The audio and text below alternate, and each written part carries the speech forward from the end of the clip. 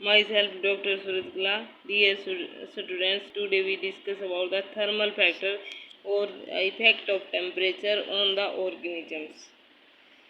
The temperature, it is the most important ecological factor affecting almost all the activities of organism.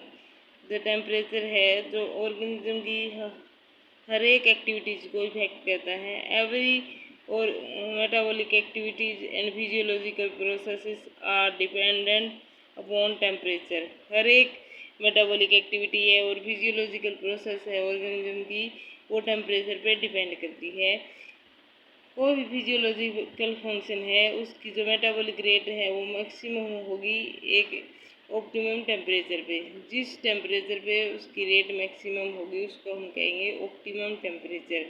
Temperature shows a great variation latitudinally and longitudinally. जैसे जैसे हम सी level से heart की तरफ चलेंगे तो temperature vary करेगा, वैसे ही इक्वेटर से पोल की तरफ जाएंगे तो भी वेरी करेगा. It was found that temperature of air changes by 10 Fahrenheit with every latitude. 10 Fahrenheit हर एक लैटिट्यूड के साथ चेंज करता है एयर का temperature. Obviously, the temperature value are maximum at the equator and decrease gradually toward the poles. Equator पे temperature maximum होता है और पोल की तरफ ये डिक्रीज होता जाता है. जैसे कि ये इक्वेटर है और यहाँ पे टेम्परेचर मैक्सिमम होगा क्योंकि यहाँ पे लाइट है, सनलाइट वो डार्कली फॉल होगी. यहाँ पे सन लाइट डायरेक्टली फॉल होगी. ये साउथ नॉर्थ पोल है और ये साउथ पोल है. यहाँ पे जैसे जैसे नॉर्थ और साउथ की तरफ जाते हैं वैसे वैसे टेम्परेचर डिक्रीज होता है. जैसे कि यहाँ पे सीधा सनलाइट पड़ती है इक्वेटर के ऊपर तो सीधी डायरेक्ट पड़ेगी तो यहाँ पे टेम्परेचर ज़्यादा होगा. और इस तरह से ऐसे पड़ेगी लाइट तो टेम्परेचर डिक्रीज होता जाएगा नॉर्थ और साउथ पोल की तरफ, क्योंकि यहाँ पे डायरेक्ट सनलाइट नहीं पड़ती, तिरछी लाइटें पड़ती है सनलाइट, तो इसलिए टेम्परेचर डिक्रीज होता जाता है. It was found that every latitude के साथ साथ 10 फ़ारेनहाइट टेम्परेचर डिक्रीज होता जाता है फ्रॉम इक्वेटर टू नॉर्थ और साउथ पोल की तरफ.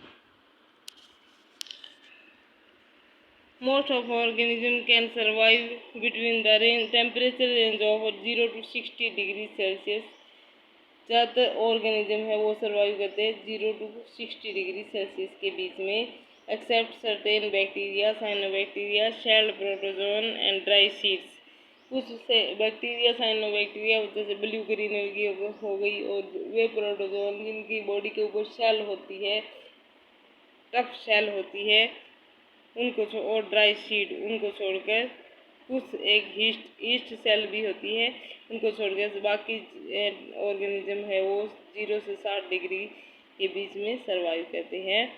बैक्टीरिया साइनोबैक्टीरिया वो हाई टेम्परेचर पे भी और लो टेम्परेचर पे भी सर्वाइव कर जाते हैं. हाई टेम्परेचर है 60 to 90 डिग्री सेल्सियस तक वे सर्वाइव कर जाते हैं और लो टेम्परेचर माइनस जिसको हम परमाफ्रोस्ट कहते हैं -30 to 50 डिग्री सेल्सियस पे भी सर्वाइव कर जाते हैं. लेकिन ज़्यादातर ऑर्गेनिज्म है वो हाई टेम्परेचर पे किल अप हो जाते हैं क्योंकि उनकी एंजाइम्स है वो डीनेचर हो जाते हैं हाई टेम्परेचर पे. और लो टेम्परेचर पे भी वो ज़्यादातर ऑर्गेनिज्म किल अप हो जाते हैं क्योंकि उनके जो बॉडी का फ्लूइड है वो आइस में कन्वर्ट हो जाते हैं, फ्रीजिंग हो जाती है उसकी बॉडी फ्लूइड की, इसके कारण वो किल हो जाते हैं ऑर्गेनिज्म. कुछ ड्राई सीड्स, स्पोर्स और सिस्ट को छोड़कर बाकी है वो लो टेम्परेचर में किल अप हो जाते हैं. इन ड्राई सीड्स हो गए, स्पोर्स और सिस्ट है, इनमें water content have no water content so they survive in the low temperature. Tolerance power of the extreme temperature varies from the species to species. Plant और other organism की species पे depend करती हैं और हर एक species की tolerance range very करती है टेम्परेचर की.